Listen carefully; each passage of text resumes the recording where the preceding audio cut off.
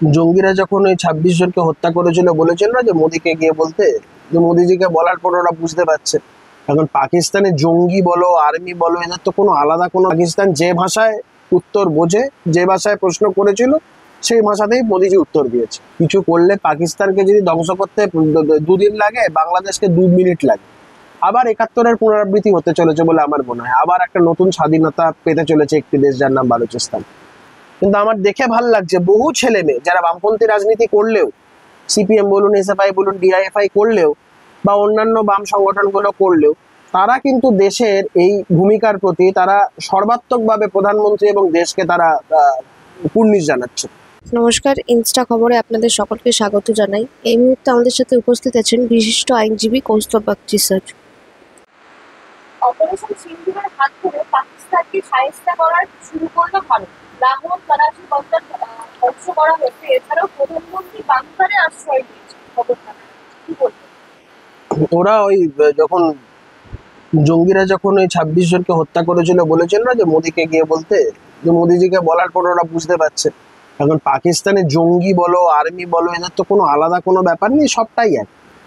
যখন এই মাসুদ আজহারের গোটা পরিবারকে যখন হত্যা করা হলো বা এই সমস্ত জঙ্গিদের সমস্ত এই ডেড বডি গুলো যাচ্ছিল, ভিজুয়ালসে দেখা গেছে পাকিস্তান আর্মি সেলিউট করছে।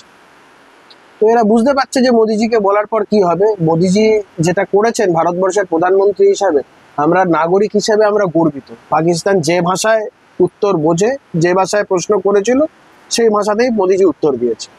তফাৎটা হচ্ছে মানসিকতা। ভারতবর্ষ প্রথম যখন আক্রমণ করলো জঙ্গি ঘাঁটিগুলোর উপর আক্রমণ করলো, পাকিস্তান তার পাল্টা প্রত্যাঘাত করলো সাধারণ মানুষকে মেরে, ডিফেন্স সিস্টেমের উপর অ্যাটাক করার চেষ্টা করলো। তারপর যা করেছে ভারতবর্ষ তার পাল্টা। এখন ছেড়ে দেওয়া কেঁদেবাজির মতন অবস্থা। পার্লামেন্টে দাঁড়িয়ে ওদের তাহির ইকবাল আর জেএমপি ন্যাশনাল অ্যাসেম্বলির সদস্য উপরওয়ালার কাছে ভিক্ষা চাইছে, ছেড়ে দাও ছেড়ে দাও ছেড়ে দাও ছেড়ে দাও। অন্যদিকে দেখা যাচ্ছে ভারতের প্রতিবেশী দেশ বাংলাদেশ, সেখানে দেখা যাচ্ছে পাকিস্তানের প্রতি তাদের দরদ উতলে উঠেও কোনো লাভ নেই। যা পরিস্থিতি এখানে বুঝতে পারছে বাংলাদেশ এখন কিছু করার মতন জায়গায় তারা নেই।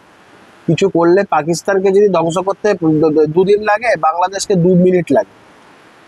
তো কিছু এসে যায় না বাংলাদেশ, ওই জন্য ভয়ের চোটে আমার মনে হয় না বাংলাদেশ আর কিছু করবে। মুখে যাই বলুক না কেন, এরা সমস্ত চোরাগুপ্তা অ্যাটাক করার দিকে চেষ্টা করবে, কিন্তু সামনাসামনি ভারতকে মোকাবেলা করার মতন কোনো ক্ষমতা এদের নেই। আমি ঘুমতে করে ভেবেছিলাম সকালবেলা পাকিস্তান নামক দেশটাই থাকবে, যাই হোক সেটা এখনো অব্দি আছে, আমার দুর্ভাগ্য সেটা এখনো অব্দি আছে। বালুচিস্তান লিবারেশন আর্মি তাদের দীর্ঘদিন ধরে যেভাবে লড়াই করে গেছে, আজকে যা পরিস্থিতি, 71 সাল তো আমরা কেউ দেখিনি, পড়েছি শুনেছি বড়দের কাছে। আবার 71-এর পুনরাবৃত্তি হতে চলেছে বলে আমার মনে হয়, আবার একটা নতুন স্বাধীনতা পেতে চলেছে একটি দেশ যার নাম বালুচিস্তান। বালুচিস্তান তাদের যদি লিবারেশন হয়, তারা যদি ইন্ডিপেন্ডেন্ট হয়, নতুন রাষ্ট্র যদি হয়, আমাদের পূর্ণ সহযোগিতা, আমাদের পূর্ণ সমর্থন তাদের প্রতি থাকবে, পূর্ণ ভালোবাসা আমাদের সমস্তটা তাদের সাথে থাকবে।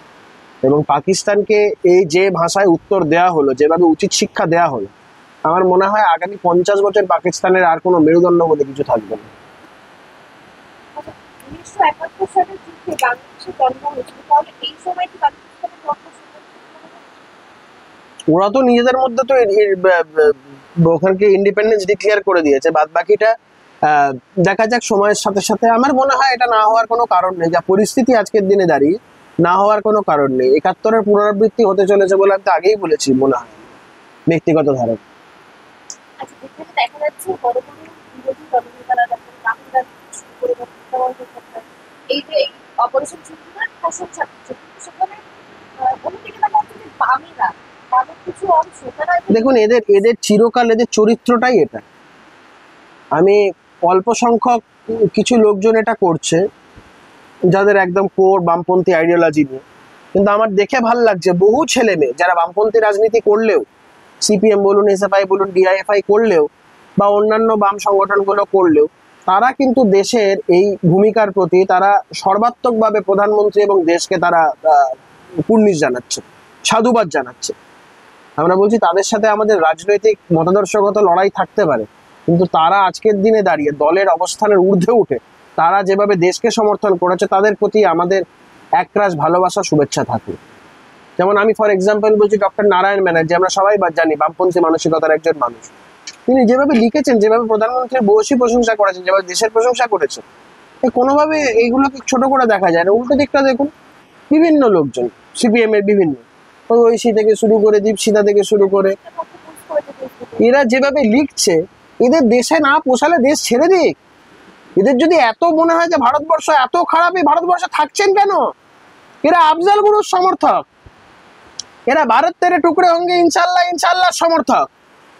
না পোষাচ্ছে দেশ ছেড়ে দিন, নাহলে যেদিনকে ভারতবর্ষের মানুষ আপনাদের বুঝে নেবে তখন সেদিনকে পালানোর পথ পাবেন না। পাকিস্তানের উপরে অপারেশন সিন্দুর চলেছে, যারা দেশ বিরোধী শক্তি তাদের উপরে ভারতবর্ষের প্রতিটা মানুষ অপারেশন সিন্দুর চালাবে, যারা এই ধরনের দেশ বিরোধী কথা বলবে। দেশের আগে কোনো কিছুই নয়, জাতীয়তাবাদের আগে কোনো কিচ্ছু নয়। এই সমস্ত দেশ বিরোধী এদের চরিত্রটাই বরাবর এরকম। গ্রেট ক্যালকাটা কিলিংস এর সময় এরা সুরাবর্দির সাথে মিলে এরা হিন্দু নিধন যজ্ঞে এরা সামিল ছিল, এরা চিরকাল এই জিনিস করে এসছে। এদের যা চরিত্র মানুষ এদের চিনে গেছে, এই জন্য শূন্য থেকে মহাশূন্যে বিলীন হয়ে যাবে। রাস্তায় বেরোলে লোকে গায়ে থুতু দেবে দুদিন পরে। যারা এই সমস্ত জিনিস করছেন মানুষ এদেরকে চিনে রাখছে, দেখে রাখছে, রাস্তায় বেরোলে গায়ে থুতু দেবে দুদিন পরে।